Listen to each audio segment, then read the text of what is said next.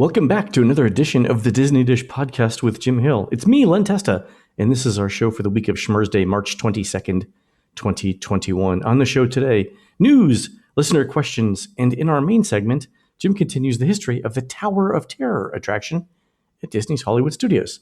Let's get started by bringing in the man who asks, if you could go back to medieval times and give a peasant one food item and one drink, what would they be? It's Mr. Jim Hill. Jim, how's it going? Are we talking medieval times, the place in Kissimmee off of Vine? No. Like actually back in time, like to the 1400s. Okay, my mistake, because my immediate thought is eating with your hands is very overrated. So I would give the peasant a knife and a fork and a lot of wet naps. So Hannah asked me this question, which is where I came up with it. Mm-hmm. And when I hesitated thinking about it, she said, I would give them a Taco Bell spicy Doritos taco and a Four Loko. You know, Hannah may have been the intense child of the brood there. Well, no, actually, to be honest, Hannah is not entirely wrong. I mean, if it were me, just this week with the return of the quesalupa, the unholy marriage between a chalupa and a quesadilla. No. Oh, it's a heaven-sent food that hasn't been at Taco Bell in 6 years, and it's back. So hand that to the peasant and maybe a mango iced tea. A mango iced tea, Yeah, so Hannah's point was that the spicy Doritos taco was probably more seasoning than that peasant would have in the entire rest of their life. A genius child. You have a genius child.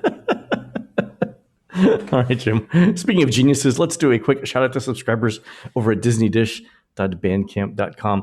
Thanks to new subscribers Action Jim, Valencia Joe, Malin 04008, Jackie MW81, and Ruby's Brisket.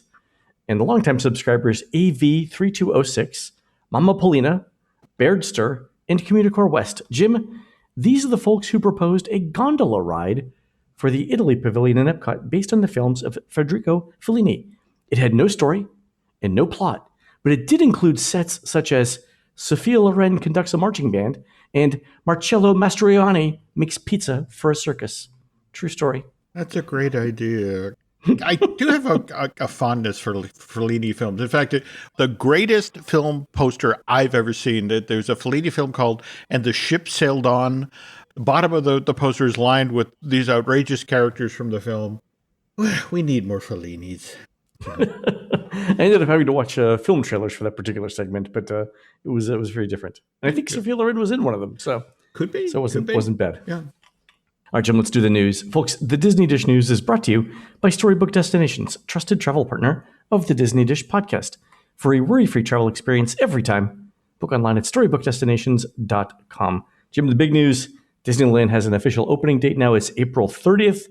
I'm hearing the initial capacity for that park is going to be, give or take, 10,000 people, which is very low. Right? It is. But again, you got to walk before you can run. Yeah. And Governor Newsom would prefer somebody else not run for his job. We're finally here. We're finally at this moment. Can you imagine what the reservation system is going to be like to get Disneyland tickets for April? It can make Mad Max Beyond Thunderdome looks like Barney's Day in the Park. If I can mix theme parks and metaphors there. It's the happiest place on earth. Remember that when you're getting frustrated. I'm thinking low-level skydiving into like Fantasyland where you can sort of like pull like a DB Cooper and end up in the trees and sort of like run away before people can find you. Should I be saying this in public? No, probably not. No. Nobody heard anything. I would bury the needle in the other way. I would apply for a job. That's probably an easier way to get into the park. That's true. All right. Oh, I hope our cast member friend Miriam gets her job back. That'll be good. That'll be cool. Yes. Other interesting news, Disney Cruise Line announced its 2022 itineraries. It looks like the Dream is moving to Miami, probably making room for the Wish in Port Canaveral is what I'm thinking. And what I'm thinking here, Jim, is the Wish and the Fantasy will be primarily based out of Port Canaveral because that's where the money is. And those are the fanciest ships and the most in-demand ships with the most expensive itineraries. Does that make sense? It works for me, but I'm kind of intrigued as to the Dream in Miami, though. Well, you can do Western Caribbean from there. You can do Eastern Caribbean. You can do the standard 3 and 4 night cruises to Castaway Cay and to the Bahamas. So it gives them a little bit more access to the standard things that the Dream is going to do. You can also do Southern Caribbean from that. Okay. I have to do a bit more research, I guess, on the port setup in Miami. They've gone out of there before, right? Or Yeah, I've gone out of Miami before. I can't remember whether it was on Disney or not. I think it was.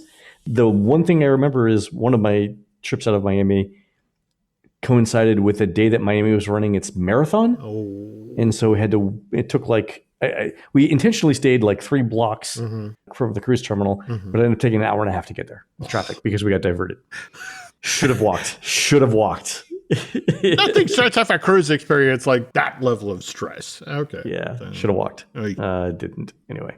Also saw the largest iguana I've ever seen in the wild in the parking lot of the Miami cruise terminal, which, again, Miami's in the tropics, so fine. You could have ridden him to the terminal. I think the conversation that Laurel and I had was, when does an iguana become a monitor lizard? Like, what's the size? Remember that conversation I had about when does a cupcake become a cake? It was that conversation. Like, Okay. don't make eye contact with it. Just don't look at it. Yeah. I guess when it moves from carrying off Shih Tzus to St. Bernards, then, okay, you're a monitor lizard now. I was placating it by saying, didn't I see you in Godzilla? You were fabulous. There you go. Anyway, Yeah. then we ran the opposite direction. A couple of other updates. A couple of people have asked us, what's the deal with Rise of the Resistance? Lately, like, where is it in terms of capacity? So I sent our intrepid researcher, Christina, over to Disney's Hollywood Studios to count people coming out of Rise of the Resistance for an hour. She counted 1,048 people in 1 hour. That was about 20 boarding groups. So 52 people per boarding group. And so that means that if there's 160 boarding groups in a day, there's around 8,340 people per day that can ride Rise of the Resistance. My guess is that's about half the number of people who are in the studios for the day. So discounting people who don't want to ride Rise or infants who can't ride Rise, your odds of getting a boarding group are probably 60-ish% for Rise. Well, not great. Not great, but certainly better than early on. Yeah.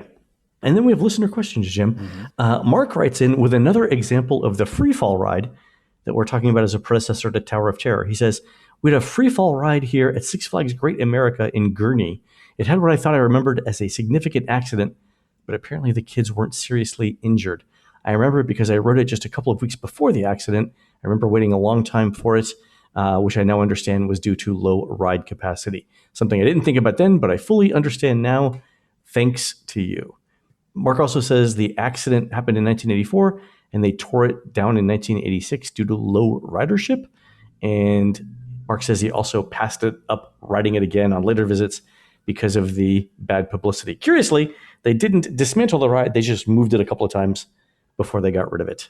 Interesting. Yeah.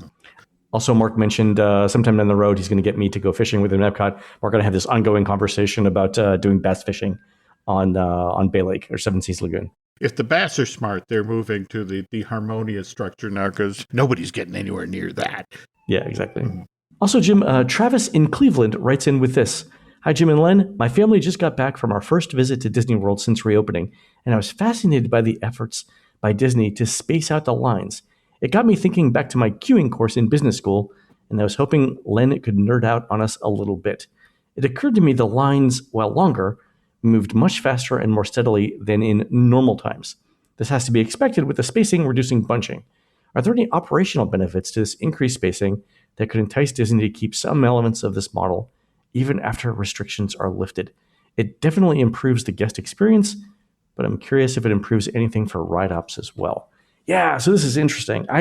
You and I have talked about this on a couple of times, Jim, how I think the psychological benefits of feeling like you're constantly moving in line outweigh the fact that the line appears to be longer, like physically longer, right? It is. And whether Disney could retain it.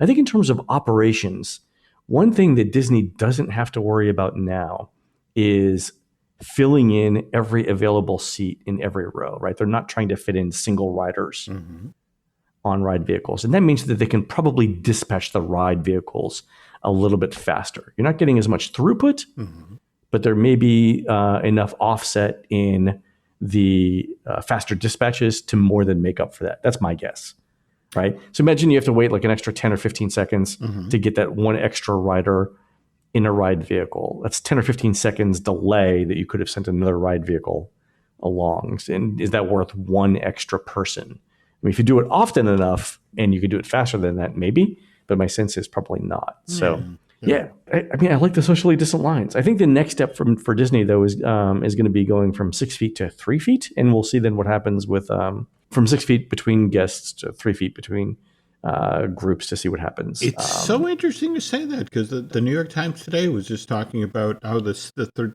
3 feet versus 6 foot thing is being applied to schools right now. Yeah, I think we get as we get more vaccinations, it'll go down to 3 feet, and then eventually it'll be normal. It might not go to 3, it might go to 4, but it's going to go 6 to something. I just recently was following somebody on Twitter, and they were talking about when they saw the line for Seven Dwarfs Mine Train, they were like, "Oh no, God no!"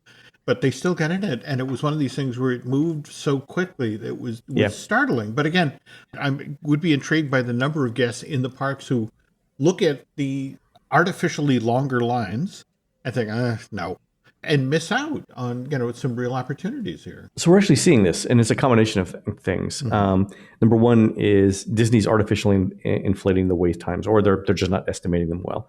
And two, the lines stretch out to places that people have never seen lines before. And so we're seeing this with our Lines app. And I'll give you an example. Not last weekend, but the weekend before that. I got a text from someone who was getting in line at Big Thunder. And the line for Big Thunder went all the way out Big Thunder, back in front of Splash Mountain, went over the little hill in front of Splash Mountain, where you look out to see people coming down the hill, doubled back around and went to Tom Sawyer Island. And the posted wait, I forget, was like 70 minutes or something crazy. And we had said, we estimated the line at 15 minutes. And so somebody texted me and said, look, there's no way it's 15 minutes. I'm standing here. What are you thinking? You need to look at this. I'm like, okay, get in line and time the line. And if it's really off, I'll buy you lunch. And then he texted me later on and said it was 14 minutes. Wow. They basically never stopped walking. Holy. So but we get it all the time from people. But yeah, so that's the one thing that Disney has to be concerned with, right? People are going to bulk and not get in a line. I think if the posted wait times were accurate, people wouldn't care as much about where the line started. You'd still get some people who would say, I don't believe this is a 15-minute line if I'm standing back at Tom Sawyer Island, right? But they would feel better about getting in the line knowing that it's not 70. It's, what's the worst case? It's going to be, 25. No, that certainly makes sense. But yeah, you have so many people who are Disney World veterans and they see a line like that and it's like, I don't have 3 hours to waste. Then it's like, I'm sorry, that's not a 3-hour line. You're in a different world. Yep. We've actually had to put people in lines to time it just to make sure that we were right too, which is kind of interesting. So, all right. Another email from Mike in Perth, Scotland. He says, can you get to the bottom of what's happening at Disneyland Paris? The planned expansion pre-pandemic was a much needed boost for a beautiful park. But what's the latest on it now, post or in the pandemic? Please help me. You're my only hope. Keep up the fantastic work and say hi to Jim and the team for me. So Jim, Mike in Perth says hi. Also, Mike, if you could email us and let us know what you call your meals throughout the day, I'd greatly appreciate that. So anyway, Jim, what's going on with Disneyland Paris? Third park, right? What he's referring to, of course, is the expansion that was announced back in February of 2018. €2 billion multi-year expansion. We were supposed to have Avengers Campus open by 2022, which would be reminiscent of what we're getting at DCA. Following in 2024, we were going to get a Frozen Land with a Village of Arendelle, which would have included a 131-foot tall mountain with Elsa's Ice Palace about halfway up. This would have been built on the far side of a lake, which is where Walt Disney Studios Paris would be staging its nighttime shows with a certain system that would look very familiar to Epcot fans. And then finally, in 2025, they were supposed to get their Star Wars Galaxy's Edge. But again, here comes COVID in March of last year. In April of 2020, Laurent Brazer of Euro Disney said that work scheduled on the expansion of Walt Disney Studios has stopped. It has not resumed, but it is not canceled. And sure enough, work began again in the fall. In fact, in December, we began to see some pretty decent photos of the redo of the backstage tram tour, which is now becoming the Cars Route 66 road trip. which, if you love Catastrophe Canyon, is the same thing, only Mac the truck. Problem is, starting in January, Disneyland Paris began talking up how the park would be reopening on April 2nd. This is a park that opened in July, had to close again in October due to a second resurgence of COVID.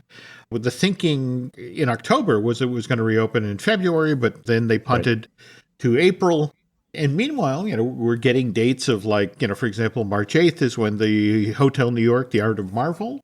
Back in August, they were like, that's, we're going to do our reopening. But just this week, Disneyland Paris has indefinitely delayed its April 2nd opening again to a third. Yeah, there's a resurgence of the virus in Europe. Yeah. I have reached out to friends at the resort. I've reached out to friends at Imagineering. And basically what I'm being told is everything is on track. The problem is, of course, that the dates have been pushed. They've had to pull construction teams out. They were hoping to have Avengers Campus open this summer. That's probably not going to happen, though the folks at Imagineering are really excited about this because given the craziness associated with WandaVision, what that's done to Marvel fandom, and today is when Falcon and the Winter Soldier drops, if anything, there will be that much more pent-up demand for Avengers Campus.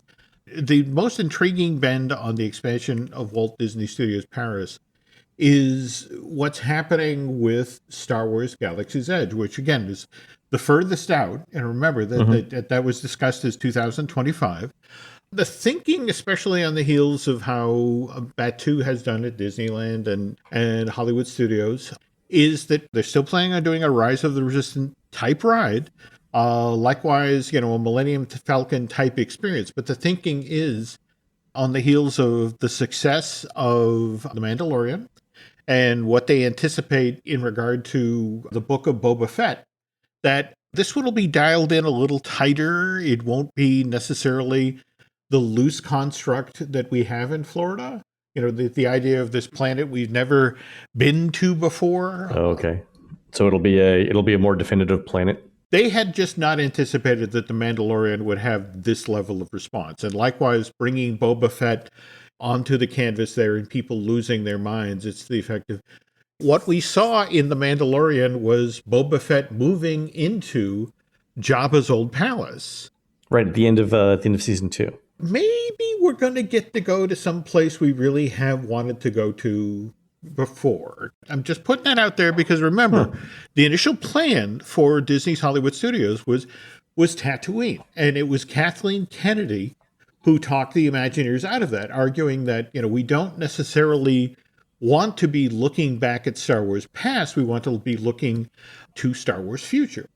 And what's interesting in chatting with Imagineering friends today is the beauty of Star Wars future is we're going to some place we've been to in the past. So everybody gets what they want, Jim. Everybody gets what they want. Management gets to claim a win. Fans are happy. There you go. But again, that's 2025. That's 15 years away, right? Yes, particularly in Disneyland Paris. Years. What even is time?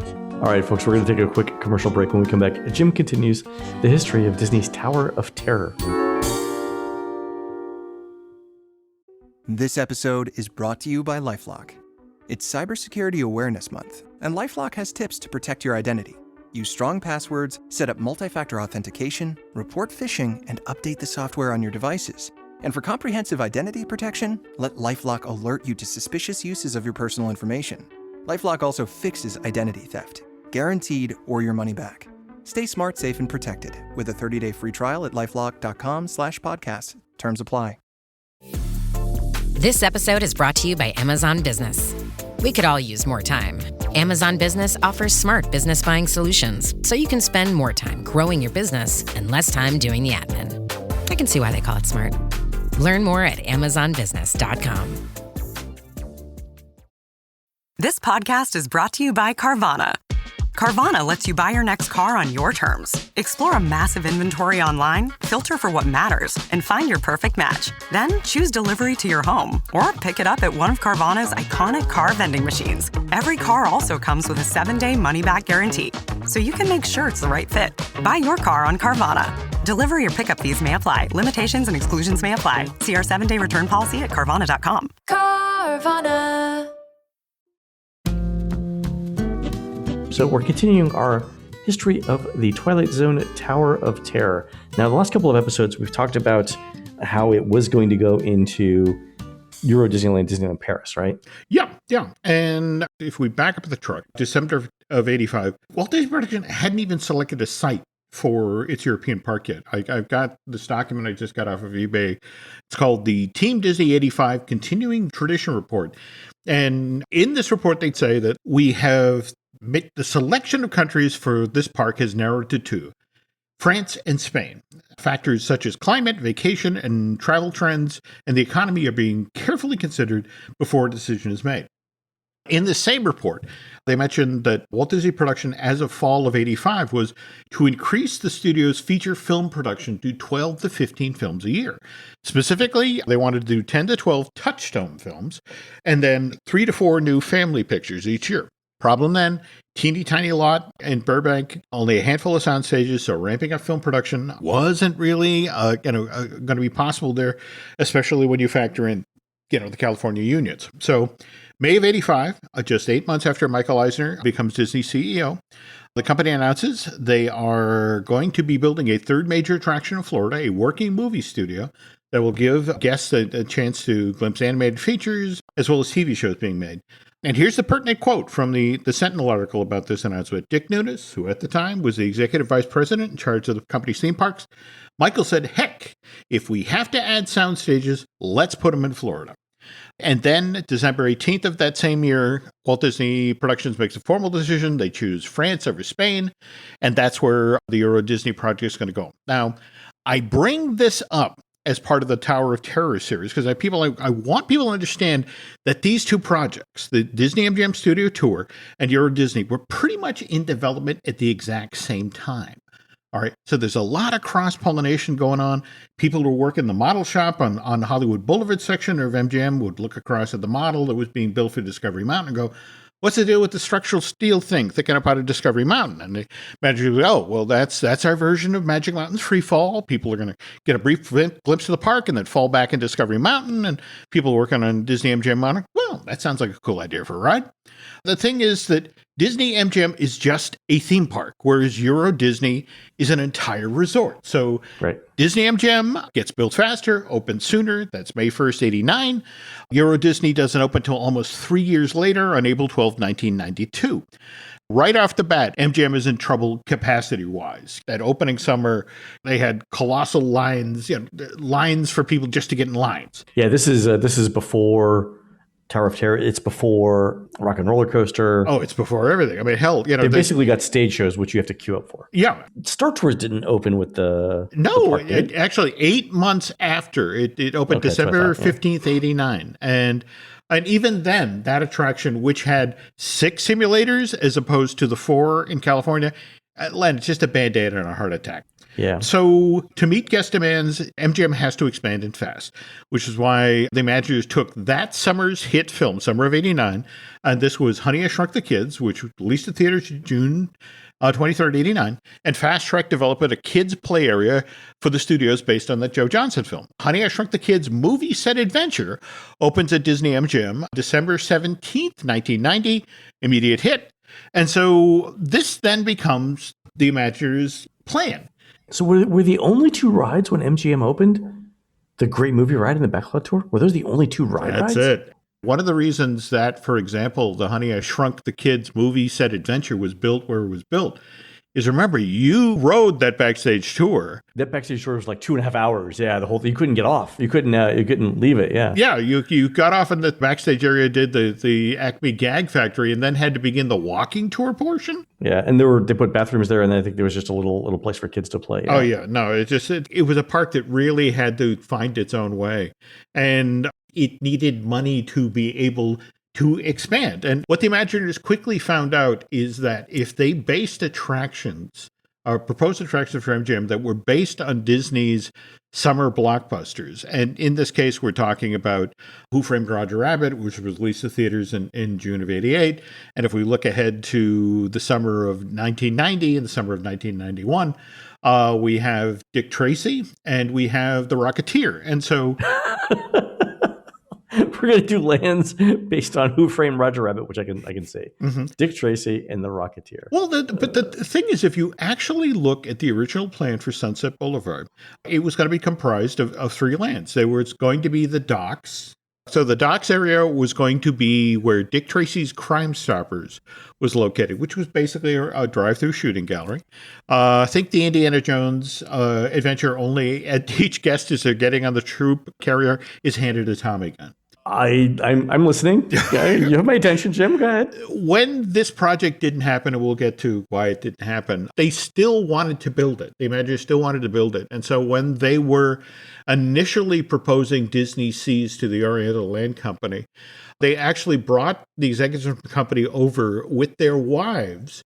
And as they were doing the presentation, they took the executives and their wives over to Tahunga, where they had actually set up an entire room from Dick Tracy's Crime Stoppers. And what they did was, now mind you, they'd have to reset it each time. But what they do is they put people in the ride vehicle, which would then drive into a warehouse where a bunch of bootleggers fighting against bootleggers. And so they would drive into the room, and you'd lean out with the Tommy gun, and the room was set up all practically. So if you aimed your Tommy gun at, say, a bunch of barrels across the room and shot it with the infrared, they would then begin leaking. Or if you shot at bottles, they would seem to explode. Oh, nice. And the thing is, they took the Oriental executives through and they enjoyed it. But the moment that the Imagineers to this day discusses, the wives of the executives, went in after their husbands. And they so enjoyed working with the Tommy guns, they rolled back into the offload area. It's like, can we do that again? And it's like, well, we have to reset the room. It's going to take about a half hour, 45 minutes. Like, we'll wait. And it's just We've got time. We've got time. We love that. But yeah, that was going to be in the docks area. Maroon Studios was going to be your departure point. Oh, there was actually going to be one dark ride inside of Maroon Studios, the Baby Herman Runaway Buggy rides. And then the idea was you would then get on Gus the bus and then journey to Toontown on Toontown Transit, which was going to be basically yet another version of Star Tours Body Wars. You were in a simulator base.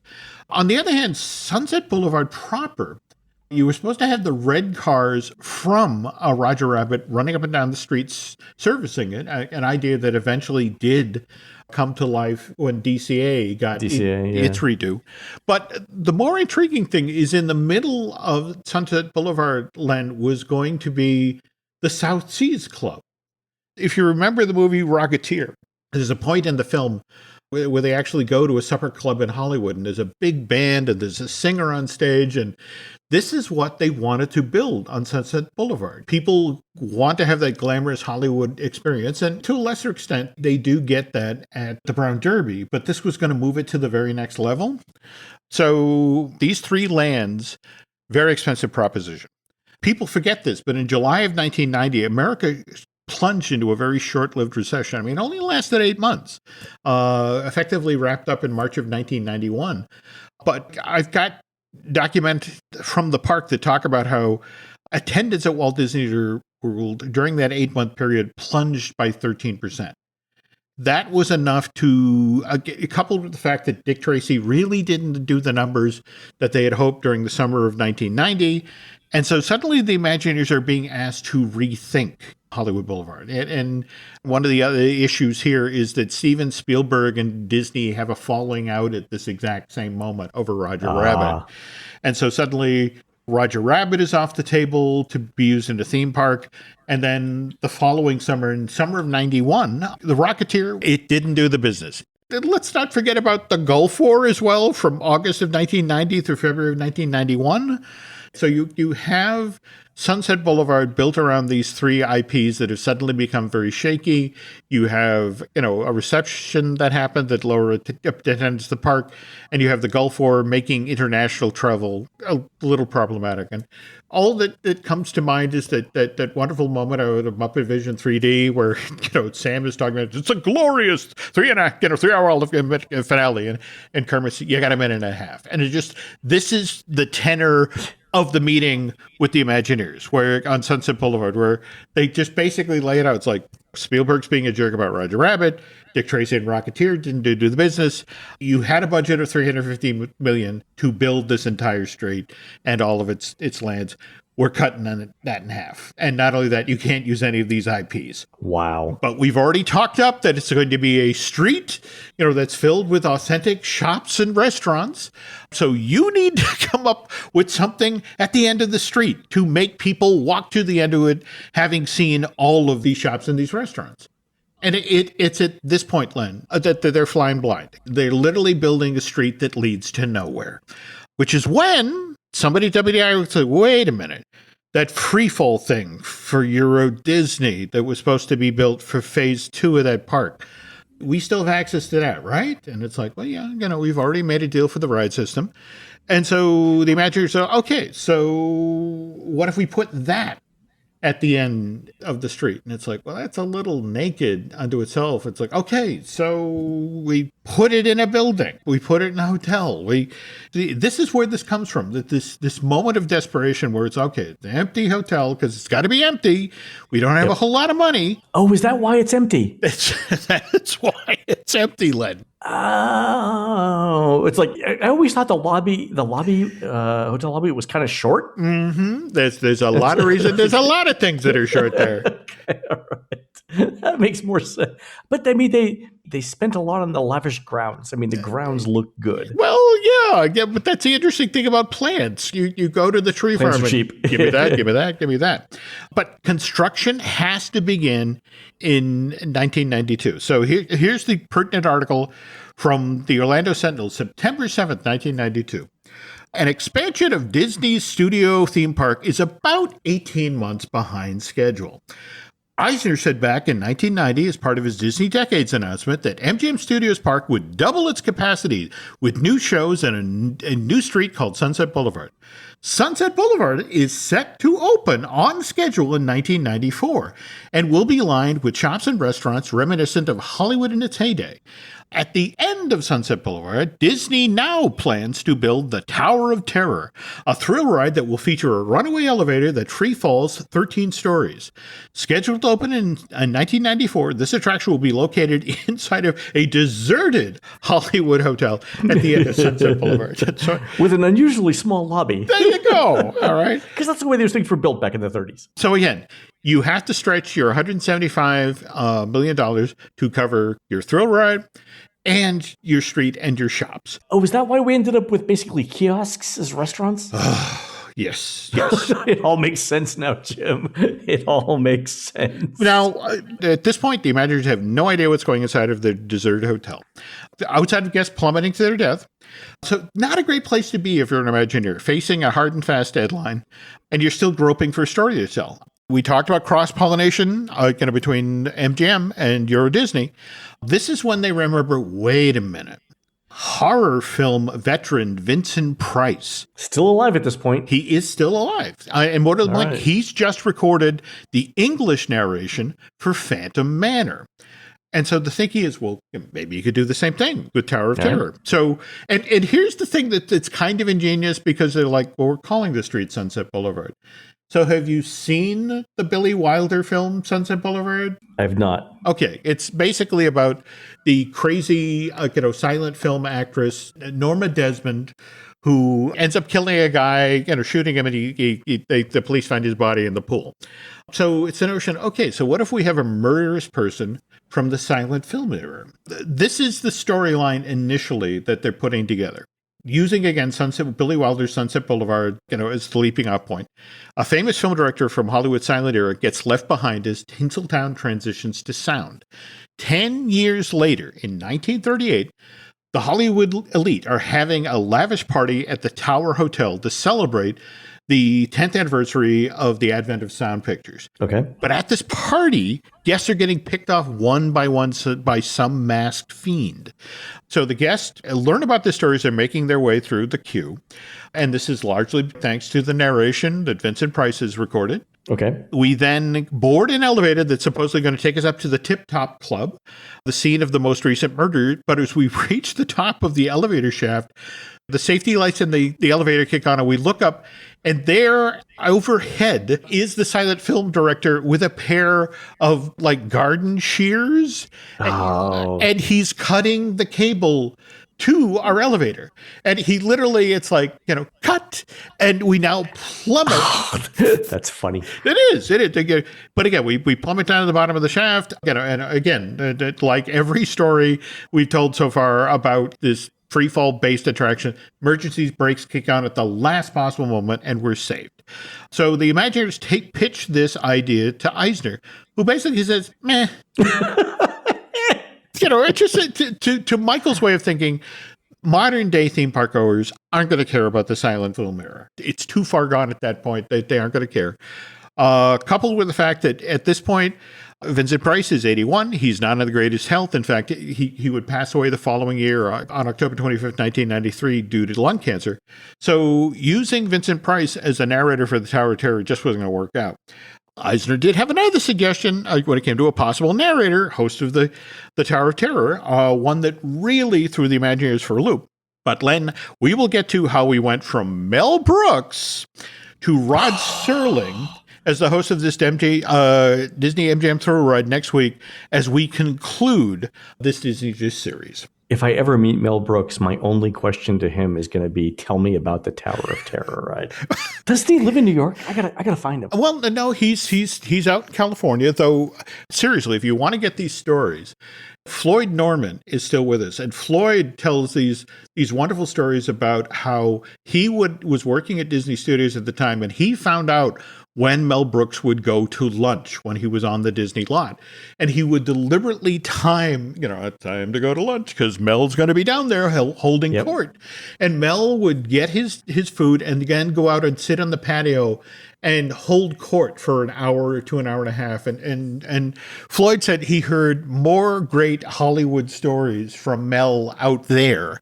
He's someone we should talk to. We should also maybe talk to Craig McNair Wilson because he was actually working with Mel on this project in a Hotel Mel before it all went south, which we'll talk about on next week's show. That's fantastic. I can't wait to hear this. We've referenced the Mel Brooks thing a couple of times, but we've never dove into it. So this is going to be a huge treat. I'm looking forward to it. It's great stories, but then the pivot to Rod Serling is interesting too. All right, I can't wait. All right, folks, that's going to do it for the Disney Dish show today. Please head on over to disneydish.bandcamp.com, where you'll find exclusive shows never before heard on iTunes, including the single best podcast we've ever done. We present the earliest known version of Epcot's American Adventure script with real actors, music, and special effects. You can find more of Jim at jimhillmedia.com and more of me, Len, at touringplans.com. We're produced fabulously by Aaron Adams, who will be giving guitar lessons for John Lee Hooker's songs, including Boom Boom and other classics, at the 15th Annual Chi-Town Blues Festival on Saturday, September 18th, 2021, at the venue at Horseshoe Arena in beautiful downtown Hammond, Indiana. While Aaron's doing that, please go on to iTunes and rate our show and tell us what you'd like to hear next. For Jim, this is Len. We'll see you on the next show.